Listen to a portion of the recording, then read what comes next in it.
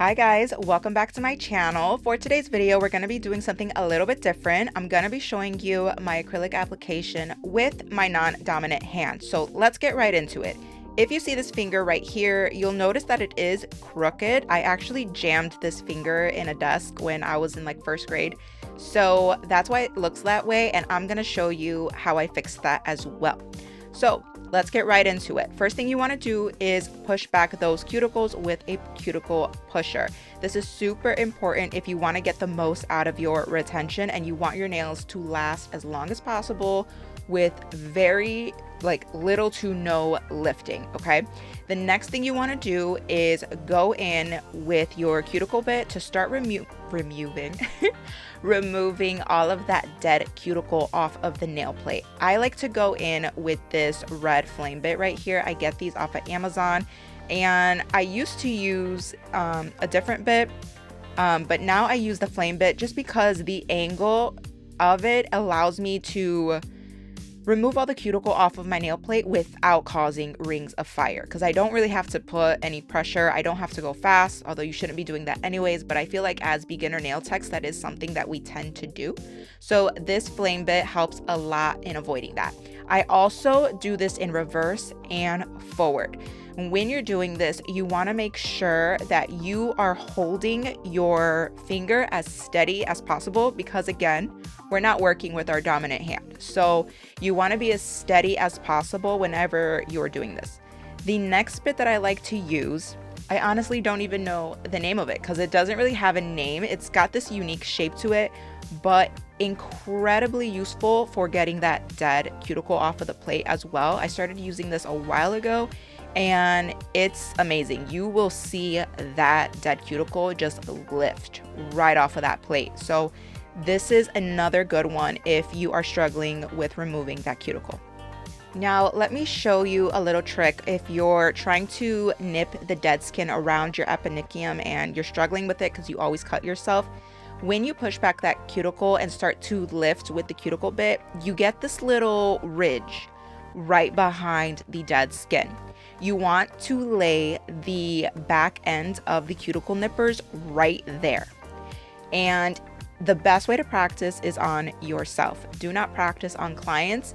And one thing I will say when practicing on yourself is that we kind of get a little cheat because we can feel if we're going to cut ourselves. So try to rely on what you can see and not what you can feel. That way, when you're working on your clients, you're not taking any chances with those cuticle nippers. Another thing that I want to mention in terms of like a little trick is that you want to use the very point of the nippers. You don't want to try and what we call it a jaw. So these are the jaws of our cuticle nippers. Think of them as teeth. You don't want to lay the entire jaw flat around the cuticle nipper because it's too long and our cuticles are round. So if you were to lay the jaw flat around your cuticles, there's a higher chance of you cutting yourself. So try to use the very, very tip of your cuticle nippers whenever you are cutting that dead skin.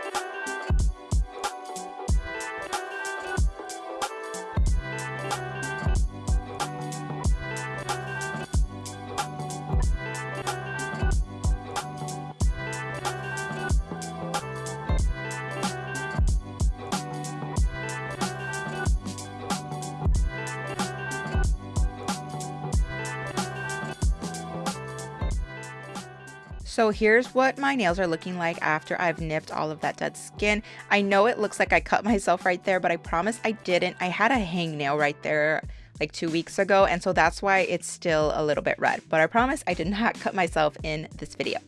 So the next thing that I do after that, this step is super important.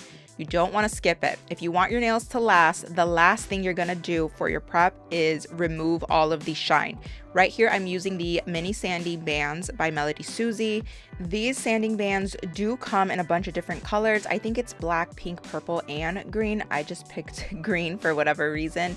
And when you're using the mini sanding band, it allows you to see a lot better where you're laying the barrel. Compared to the normal size sanding bands, it kind of always blocks my view. So these are really, really nice, especially if you're going to be working with your non-dominant hand. I also want to mention really quick, we're just removing the shine. We are not going to be sanding away layers of our nail plate. As soon as it's not shiny and it has this look right here, stop. Because if you lay acrylic on top of it, or you go to do Gel-X nails and you put your nail in the lamp, it will feel like your nail is on fire because you removed too many layers of your natural nail plate. So we're just removing the shine. Okay, so now it's time for the acrylic application. Now, I know I'm doing a lot of talking in this video, but it's because I want to offer as much advice as possible because I know working with our non-dominant hand is not easy. So after your prep, you want to go ahead with Young Nails Protein Bond. It's like a double-sided sticky tape and it's gonna help with retention a lot. After that, you want to take your acrylic brush with some monomer and burp out your brush. What that means is you're gonna push down like this to get all of the air bubbles out. And what this does is it allows the monomer to soak into the brush more evenly. So that way you're picking up your acrylic beads more evenly, and it's better for you to predict the size of the bead if you have an even amount of monomer all the way throughout your brush. Now, when we're laying our acrylic, I know that this is the part where everyone's like, oh my God, how do we do that? You want to work in small beads. Whether that means you got to work with 10 beads on one nail, 5 beads on one nail, 15 beads on one nail, because the beads are so small. You go ahead and you do that, because what we don't want to do is have monomer running everywhere. Or not monomer, acrylic running everywhere, because it's so hard to catch it. And I actually did do that on a couple of these nails. I think it was this nail that I did it on. I struggled with the monomer or the acrylic running a little bit too much. So work in small beads, you guys. That is the best advice that I can give you, and make sure that you're pointing your finger downwards, because if it does run, you want it to run down. You don't want it to run into your skin, because then you are asking for contact dermatitis. You may not get it right away, but if you keep on doing that with continuous contact to the skin, you are running up the chance of getting contact dermatitis, and we don't want any allergies when we do our nails.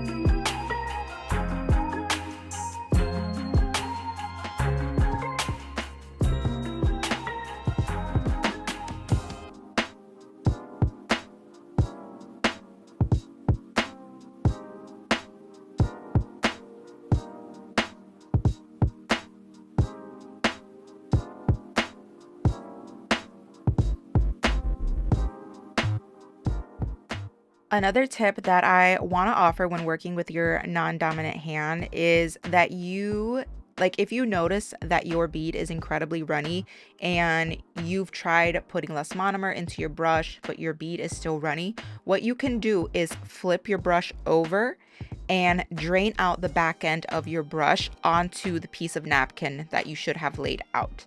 This is going to remove all of that extra monomer from the brush and avoid it from seeping into the bead when you start to play with it and move it around.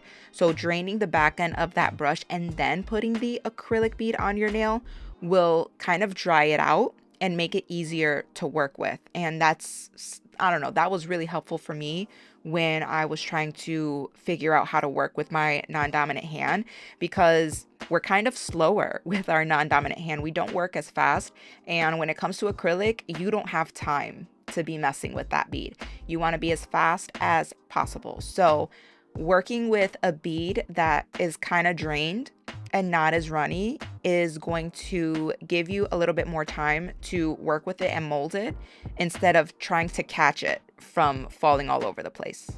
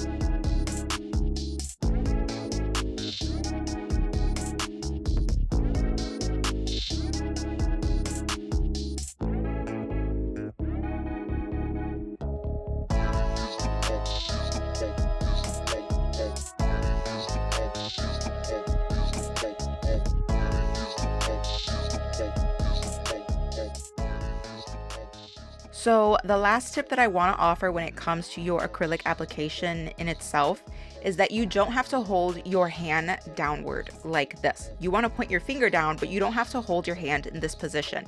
If you notice, I've been doing this position throughout the entire video, but I realized I didn't have to do that, and doing it this way was so much more comfortable, and I was able to mold the products into a square shape so much faster and easier when I did it this way. So this is another great tip and another great option if you're trying to point your finger down, but you kind of feel like you get in the way of yourself with your acrylic brush whenever you hold your hand the other way. Do it this way, and I'm almost positive this is going to help you guys out a lot.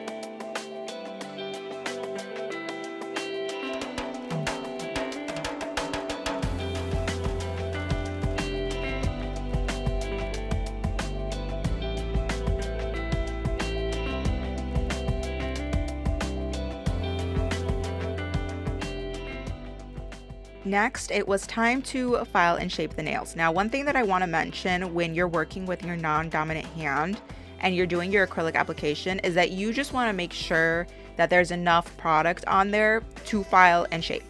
Don't worry about it being perfect. Don't worry about, oh, it looks a little, clumpy right here, or not clumpy, but like bulky right here. That's okay. We can fix that with our e-file.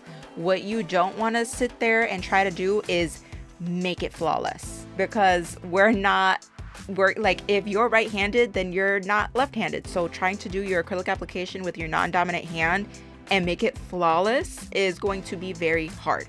So worry about getting enough product on the nail and then make it look pretty when you're filing and shaping.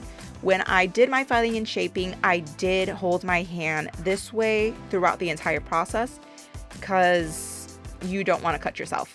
I have a tendency to file underneath my sidewalls with my e-file. So if I were to hold it the other way that I was showing you guys with my pinky application, then I would probably cut myself.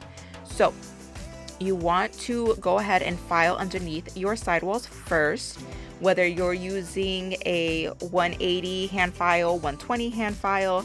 I use a 100 hand file sometimes, or you're using a carbide bit.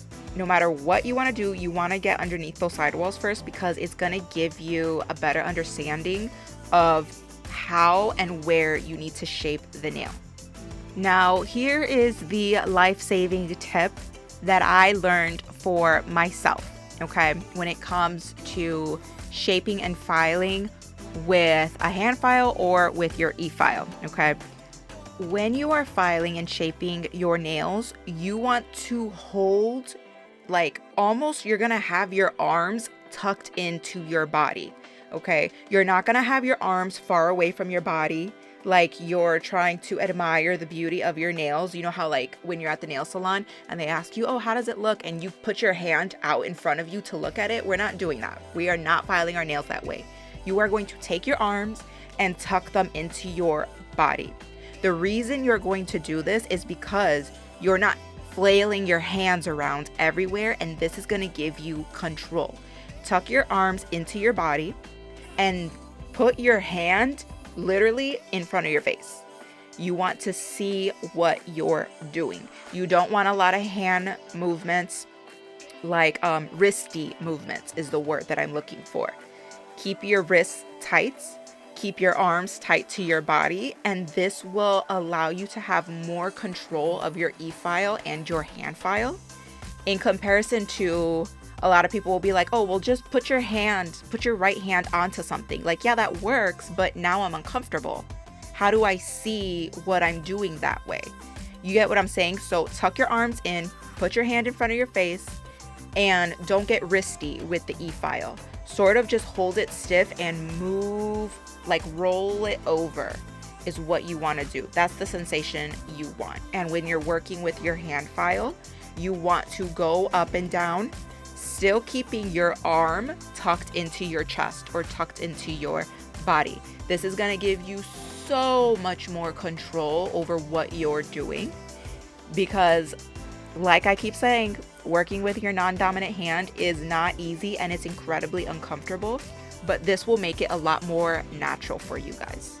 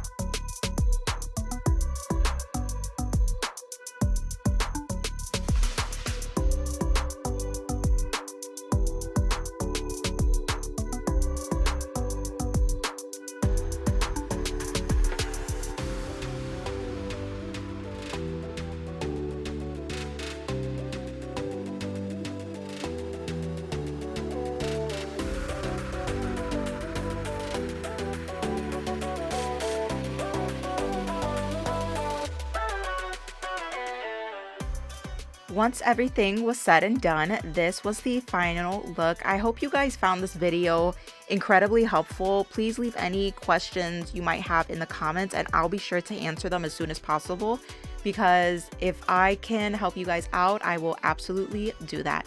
So thank you guys so much for watching, and I'll see you in the next video.